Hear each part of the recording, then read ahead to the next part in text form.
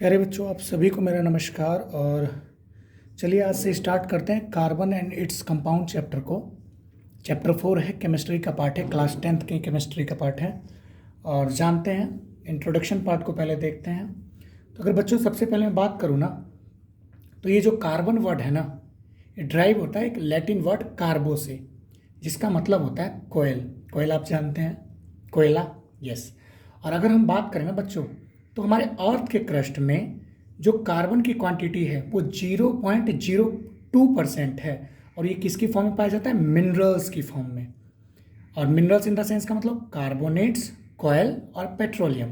बच्चों मेरी आपसे एक विनती है कि जब भी आप पढ़ें तो एक पेन और एक जो है कॉपी अपने पास रखें, और जो भी आपको लगे कि नोट करना हो, और मैं तो क्या समझता हूँ कि आपको नोट करना ही चाहिए, सब कुछ ही इंपॉर्टेंट है, उसको आप नोट कर लें और साथ के साथ अच्छे नोट्स बना लें।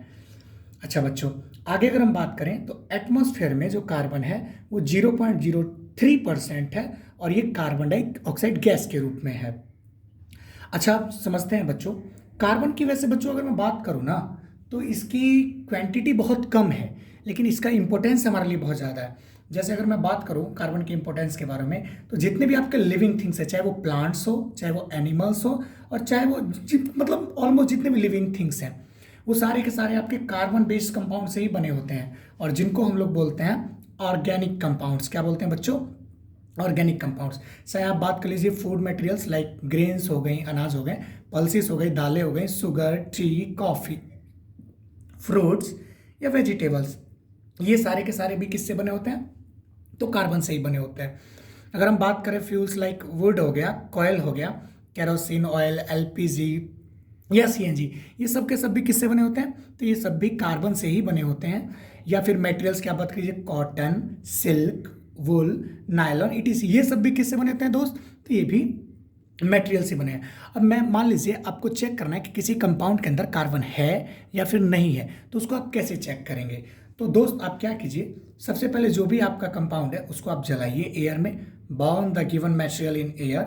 उसके बाद जो गैस रिलीज होगी या गैस जो बनेगी, उसको आप लाइम वाटर से पास कीजिए। लाइम वाटर आप जानते हैं बच्चों। और उसके बाद अगर आपका लाइम वाटर मिल्की हो जाता है ना, मिल्की कलर आ जाता है, मिल्क का कलर आप जानते ही हैं, तो आपके गिवन जो जो भी मटेरियल है उसके अंदर इसका मतलब ये है कि कार्बन पाया जाता है। तो इन आप 4 स्टेप्स को करेंगे तो आपको पता चल जाएगा कि उस कंपाउंड के अंदर कार्बन है या नहीं है। चलिए बच्चों, अब आगे जानते हैं कि कार्बन जो चैप्टर है हमारा, मान लीजिए पूरे चैप्टर का नाम ही कार्बन है, तो हमें ये भी तो पता होना चाहिए कि ये जो कार्बन है, ये कार्बन है क्या?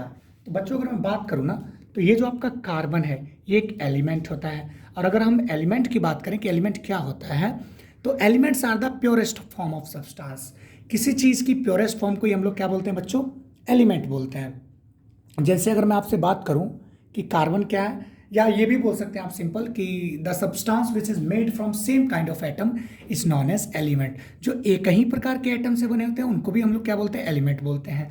दूसरे हम बात करें तो भाई symbol of carbon is C, मतलब कार्बन का जो सिंबल है वो क्या है? सी है। यानी हम इसको कहीं कार्बन को दिखाना होगा तो हम सी लिख के दिखाएंगे। और it is a non metal. Third point अगर हम बात करें तो एक नॉन मेटल होता है। नॉन मेटल से मतलब क्या है बच्चों?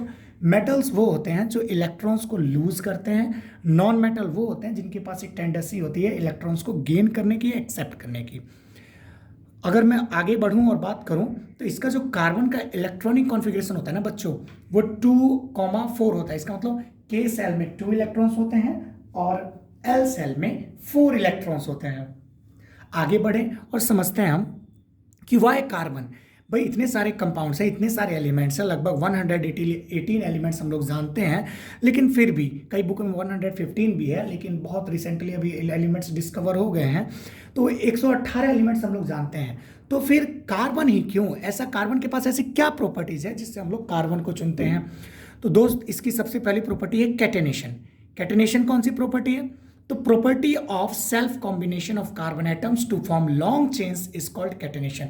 कार्बन क्या करता है ना बच्चों, एक दूसरे कार्बन के साथ जुड़ के ऐसे कर करके एक लंबे चेन बना लेता है, और उसको एक प्रॉपर्टी को हम लोग क्या बोलते हैं?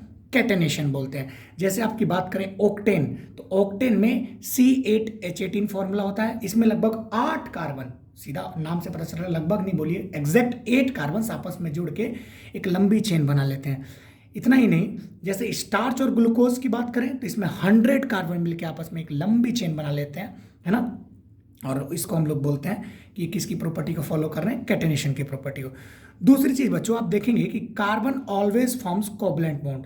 जो कार्बन होता है ना, वो हमेशा कोवलेंट बॉन्ड्स बनाता है। ऐसा क्यों भाई, कार्बन कोवलेंट बॉन्ड ही क्यों बनाता है? तो चलिए इसकी चर्चा करते हैं। 2 रूल होता है, ऑक्टेट रूल और ड्यूप्लेट रूल। ऑक्टेट रूल में क्या होता है बच्चों, कि कोई भी एटम चाहता है कि वो स्टेबल हो जाए, और अगर एटम को स्टेबल होना है ना दोस्त, तो उसके आउटर मोस्ट सेल में या तो 2 इलेक्ट्रॉन्स होना चाहिए या 8 इलेक्ट्रॉन्स होना चाहिए।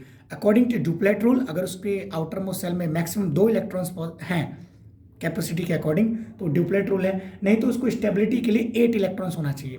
तो जो हमारा कार्बन है, इसको क्या होता है कि इसके आउटर मोस्ट सेल में 4 इलेक्ट्रॉन्स है, और 4 इलेक्ट्रॉन्स इसको ये छोड़ भी नहीं सकता, या फिर दूसरा ये जो है 4 इलेक्ट्रॉन्स कहीं से ले भी नहीं सकता। दोनों कंडीशन इसलिए गड़बड़ है। लेकिन एटम तो स्टेबल होना चाहेगा ना, क्योंकि इतना एनर्जी कंसिडरेशन है और इसको इनर्ट गैस कॉन्फ़िगरेशन करना है, तो इसके लिए पॉसिबल नहीं है। तो उस केस में ये क्या करता है, ये इलेक्ट्रॉन्स की शेयरिंग करता है और दूसरे इलेक्ट्रॉन्स के साथ शेयर करके जो है कोवलेंट बॉन्ड बना लेता है ना। क्योंकि ये बिल्कुल भी पॉसिबल नहीं है कि ये इलेक्ट्रॉन्स गेन करे या फिर छोड़े, दोनों ही कंडीशन में 4 छोड़ना भी इसके लिए मुश्किल है और 4 लेना भी इसके लिए मुश्किल है। इसलिए कार्बन हमेशा जो है कोवलेंट बॉन्ड्स बनाता है। तीसरी अगर बात करें कि कार्बन टेट्रावेलेंट होता है। टेट्रावेलेंट का मतलब क्या दोस्त, टेट्रा मतलब 4, वैलेंट मतलब वैलेंसी। इसका मतलब ये है कि कार्बन की वैलेंसी कितनी होती है, 4 होती है ना। क्योंकि जो है ये इसके आउटर मोस्ट सेल में novel configuration, novel gas configuration पाने के लिए, स्टेबल होने के लिए, मैंने आपको बताया कि कोई भी अगर एटम स्टेबल होना चाहता है तो उसके आउटर मोस्ट सेल में 8 इलेक्ट्रॉन होना चाहिए। लेकिन इसके यहाँ आप देखिए एल सेल में 4 ही इलेक्ट्रॉन है, यानी 4 और चाहिए। तो उसको गेन करने के लिए इसको 4 और इलेक्ट्रॉन चाहिए, इसलिए से हम इसको बोलते हैं कि कार्बन क्या है, टेट्रावेलेंट। और बोल सकते हैं आप इसीलिए टेट्रावेलेंट है और इसकी वैलेंसी जो है 4 होती है। इसको हम ऐसे दिखा सकते हैं, मान लीजिए कार्बन को C सिंबल से दिखा देंगे और इसके चारों तरफ 4 बॉन्ड दिखा देंगे सिंगल लाइन, तो ये बता रहा है कि जो कार्बन की वैलेंसी है वो 4 है। अगर हम अकरेंस ऑफ कार्बन की बात करें तो कार्बन जो है 2 तरीके से मिलेगा आपको, एक फ्री स्टेट में और दूसरा कंबाइंड स्टेट में। अगर मैं फ्री स्टेट की बात करूँ ना बच्चों, तो ये मिलेगा डायमंड, ग्रेफाइट और बकमिंस्टर फुलरेंस के फॉर्म में। ये तीनों कार्बन के एलोट्रॉप्स हैं। एलोट्रॉप्स क्या होते हैं कार्बन के, इसको हम चर्चा करेंगे आगे और पढ़ेंगे इसको डिटेल में। कंबाइंड स्टेट की बात करूं तो ये कार्बन डाइऑक्साइड गैस जो है एयर में उसमें मिक्स रहता है, वहाँ कार्बन आपको मिल जाएगा। कार्बोनेट्स की फॉर्म में लाइक लाइमस्टोन, मार्बल और चॉक के फॉर्म में आपको मिल जाएगा। फॉसल फ्यूल्स लाइक आपके पेट्रोलियम, कोयल या नेचुरल गैस हो गए, इनके रूप में मिलेगा। वुड हो गया, कॉटन हो गया, वूल हो गया, वहाँ आपको ये मिल जाएगा। तो इस तरीके से जो है ये कंबाइंड स्टेट में मिल जाएगा, इतने तरीके से। आज के लिए हम इतना ही रखते हैं बच्चों, आगे मिलेंगे तो आगे नेक्स्ट पढ़ेंगे आगे चैप्टर में और देखेंगे कि और कंप्लीट करेंगे। तब तक आप इतना पढ़िए, इसका अच्छे से नोट्स बनाइए। आज के लिए इतना ही, थैंक यू।